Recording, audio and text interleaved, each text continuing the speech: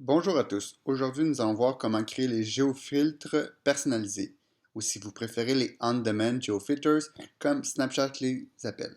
Pour commencer, il suffit de vous rendre à l'adresse geofilters.snapchat.com.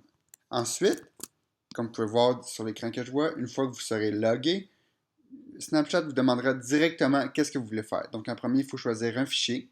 Vous savez, c'est là que c'est le plus tricky des filtres géographiques que vous voulez choisir. Pourquoi? Parce que Snapchat est quand même assez très sévère. Premièrement, il faut voir deux catégories de filtres différents, les personnels et les business.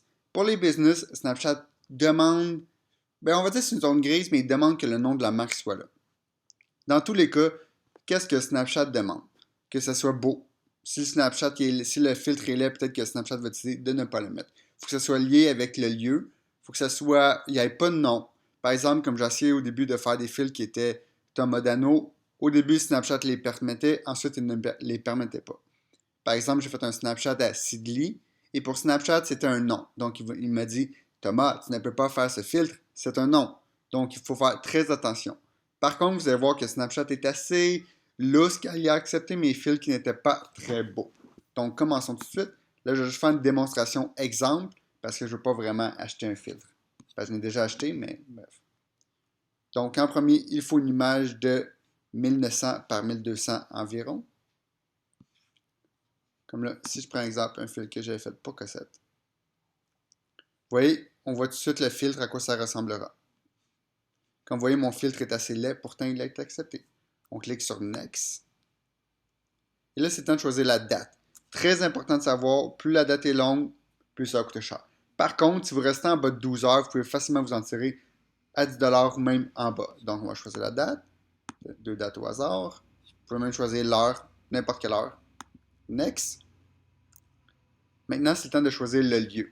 Et là, vous voyez une boîte pour faire une recherche. Par exemple, si on cherche une cassette, Montréal. Là, ça y est, on peut draft fence qui est pour délimiter les zones. Maintenant, super important, n'y allez pas simplement avec le lieu, comme je suis en train de faire à ce moment-là. Pourquoi? Parce que vous avez des chances de peut-être manquer les personnes qui sont autour. Pourquoi c'est juste ça? Parce que vous savez, la géolocalisation, elle n'est pas précise au millimètre près. Donc, toujours important d'y aller un petit peu plus grand pour être sûr de pogner tout le monde. Et même si j'avais, comme là, si vous allez voir le prix, c'est pas si cher que ça. Comme vous voyez, exemple, pour 2 jours, on parle de 20$ pour toute cette surface-là. Vous pouvez modifier autant que vous voulez toutes les. Vous voyez, c'est quand même assez lousse, là. Maintenant, pour ceux qui se demandent, ah, mais Thomas, est-ce que ça peut coûter vraiment cher? Et oui, ça peut coûter vraiment cher. Par exemple, si on décidait d'agrandir un petit peu plus, comme là, je suis juste un bloc, mais si on décide d'aller à plusieurs villes, à plusieurs blocs, pardon, vous voyez, 60$, 100$. Maintenant, si on décide d'y aller, par exemple, une grosse place, on tombe à 350$. Donc, vous savez, vous pouvez commencer petit puis voir si ça marche bien. Ensuite, on fait Next. Et là, vous allez voir, c'est super simple, il suffit de payer. Et là, super important, le filtre. Faites personnel, c'est vraiment personnel. Faites business si vous êtes une entreprise. Pourquoi Snapchat ne le dit pas exactement pourquoi il demande de définir, mais j'imagine que business, il doit être un petit peu plus sévère.